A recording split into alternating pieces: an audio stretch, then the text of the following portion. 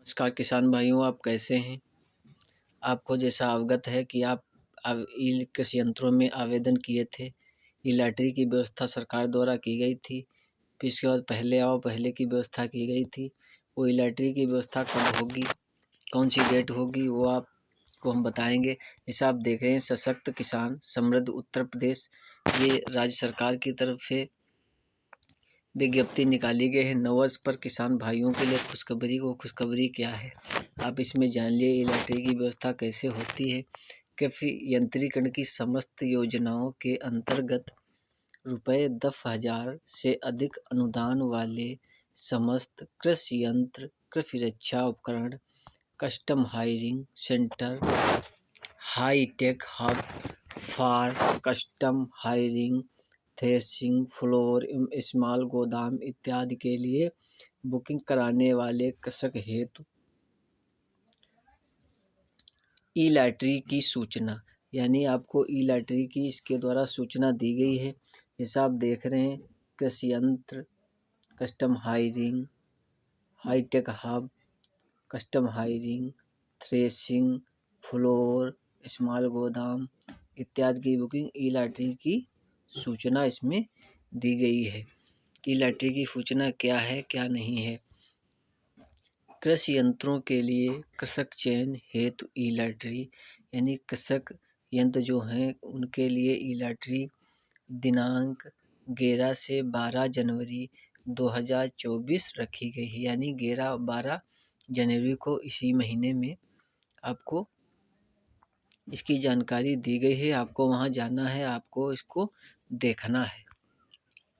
ई lottery का आयोजन जिला अधिकारी की अध्यक्षता में गठित कार्यकारी समिति के द्वारा किया जाएगा। यानी इसकी अध्यक्षता जो है वो जिला अधिकारी द्वारा होगी कि कैसे आपको करना है। जिला अधिकारी के गठित है। ई लॉटरी हेतु यथासंभव ऐसे स्थान का चयन किया जाएगा जहां लॉटरी की प्रक्रिया को अधिक से अधिक कृषक देख सके। यानी ऐसा स्थान चुना जाएगा जहां पे कृषक ज़्यादा से ज़्यादा आएँ और उसको देखें।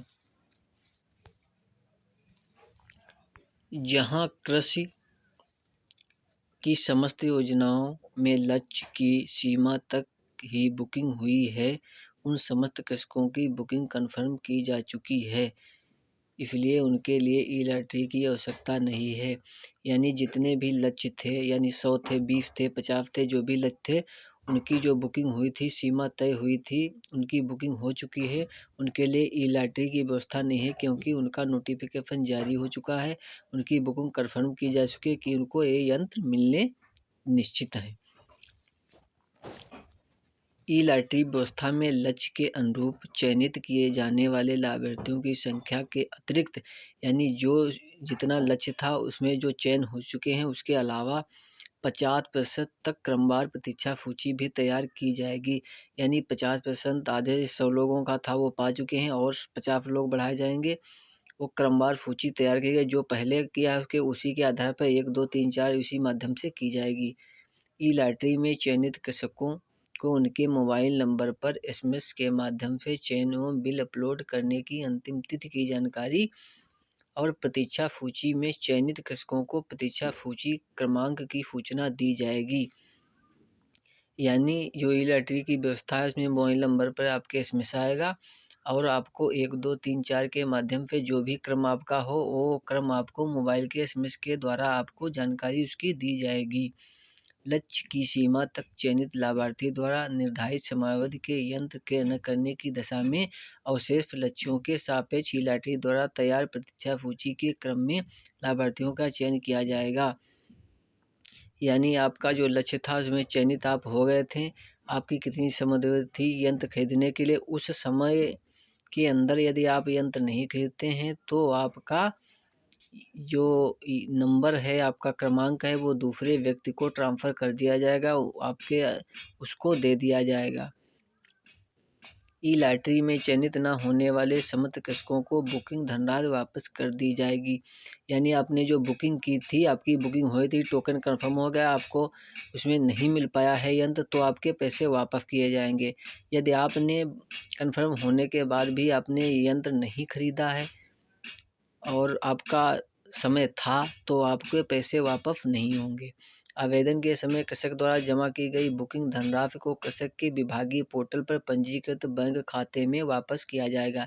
यानी आपने जो खाता बैंक में डाल रखा है, इसमें लगाया है चालान में, उसी के माध्यम से आपको इसकी जानकारी दी जाएगी कि आपको पैसा आपके बैंक खाते में, उसी खाते में ट्रांसफ़र किया जाएगा जिसके माध्यम से आपने चालान के पैसे कटवाए थे। यानी उसी बैंक खाते में आपको पैसा वापस किया जाएगा, आपकी धनराशि। इसकी जानकारी आपको फ़ोन के माध्यम, SMS के माध्यम से पहुंचाई जाएगी।